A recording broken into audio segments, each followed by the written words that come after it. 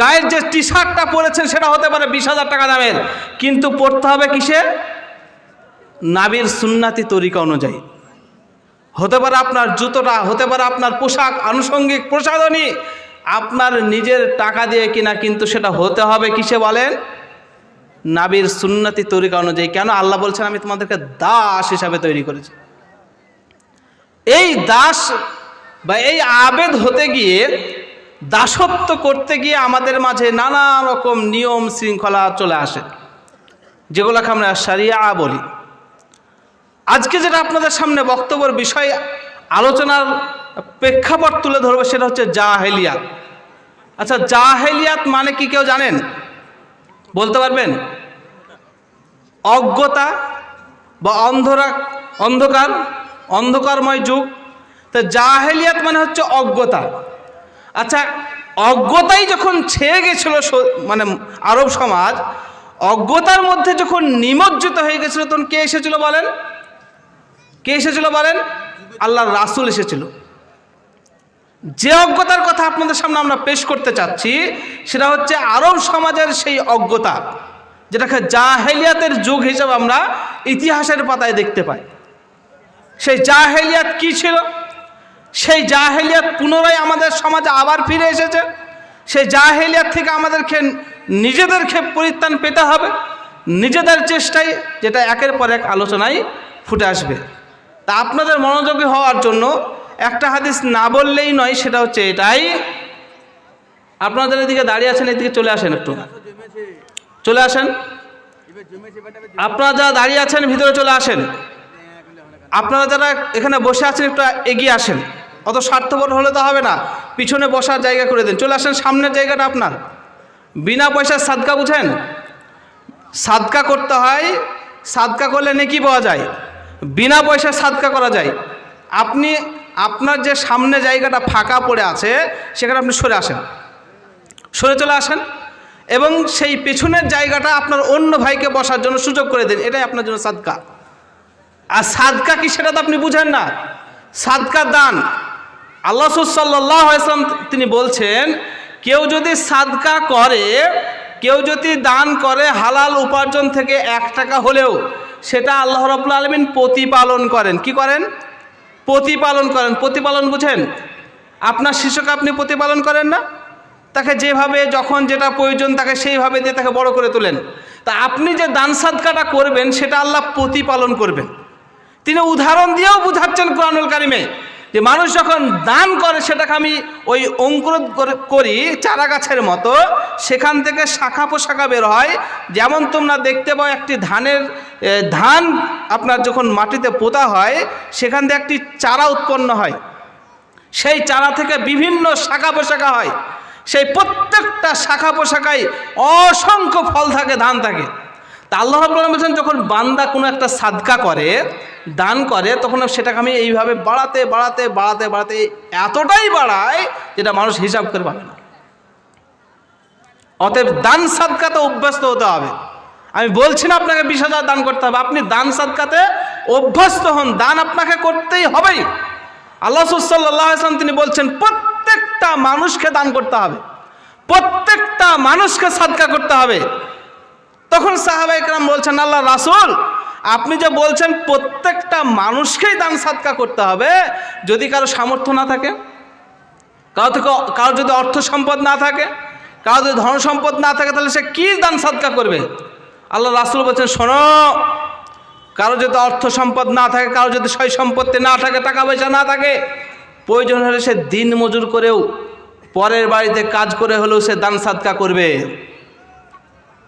এই কথা যে আল্লাহ রাসূল বললেন, তখন সাহাবায়ে কেরাম বললেন, আল্লাহ রাসূল, ধরেন এমন একজন ব্যক্তি, সে পরের বাড়িতে যে পরিশ্রম করে কাজ করবে, দিন মজুর করবে, শ্রমিক খাটবে, খাটার পরে 20 টাকা দান করবে, এরকমও ক্ষমতা নাই, পরের বাড়িতে বা শ্রমিকের কাজ করার মতো সুযোগ নেই, তাহলে সে কি দান সাদকা করবে? তখন আল্লাহ রাসূল যে শোনেন, এইরকম যদি পরিস্থিতি হয়, সে যদি কাজ করার ক্ষমতাও না রাখে, তাহলে সে কী করে? মানুষের বোঝা উঠিয়ে দেবে। মানুষের কি করবে? বোঝা উঠিয়ে দেবে, মানুষকে সহযোগিতা করবে, এটা তার জন্য দান হবে। সাহাবায়ে কেরাম বললেন, আল্লাহ রাসূল, এটাও সে যদি না করতে পারে, এটাও যদি সে না করতে পারে তাহলে কি করবে? তিনি বলছেন যে মানুষকে ভালো কাজের আদেশ করবে, এটাই তার জন্য দান সাদকা হবে। অতএব সাদকা প্রত্যেকটা মানুষকে জরুরিভাবে করতে হবে। যার যেমন সামর্থ্য আছে, যে যে জায়গায় আছে সে সেই জায়গা থেকে সাদকা করবে, এটা আল্লাহ রাসূল সাল্লাল্লাহু আলাইহি ওয়াসাল্লাম বললেন। অতএব সাদকা মনে প্রাণে একটা থাকতে হবে। যেটা বলছিলাম, আলোচনার দিকে যাওয়ার প্রথমেই আপনাদেরকে একটু মনোযোগী করার জন্য আল্লাহ রাসূলের একটা হাদিস শোনাতে চাচ্ছিলাম। যে মুআয ইবনে জাবাল রাদিয়াল্লাহু তাআলা আনহু তিনি বলছেন যে আমি আর আল্লাহর রাসূল একই যানবাহনের উপর চেপে আছি। কিসে বলেন? একটা যানবাহনে। যানবাহন বলতে কি? উট। যানবাহন বলতে কি? গাধা। এটাই তো, তাই কি না? তা মুআয ইবনে জাবাল বলছেন যে আল্লাহর রাসূল চেপে আছেন, পিছনে আমি আছি। তাই গায়ে গা যদি নাও লেগে থাকে তাহলে সামান্য একটু ফারাক আছে, তা বেশি তো নয়। তা আল্লাহ রাসূল মুআয ইবনে জাবালকে একটি কথা বলবেন, মুআয ইবনে জাবাল রাদিয়াল্লাহু তাআলা আনহুকে একটি কথা বলবেন।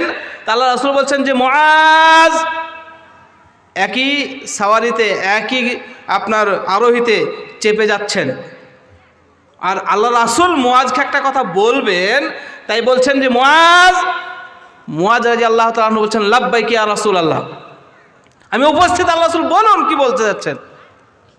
আল্লাহ রাসূল আবার বলছেন যে মুআয, আবার ডাক দিচ্ছেন, আবার তখন বলছেন যে লাব্বাইক, আল্লাহ রাসূল আমি উপস্থিত, আপনি বলুন কি বলতে চাচ্ছেন।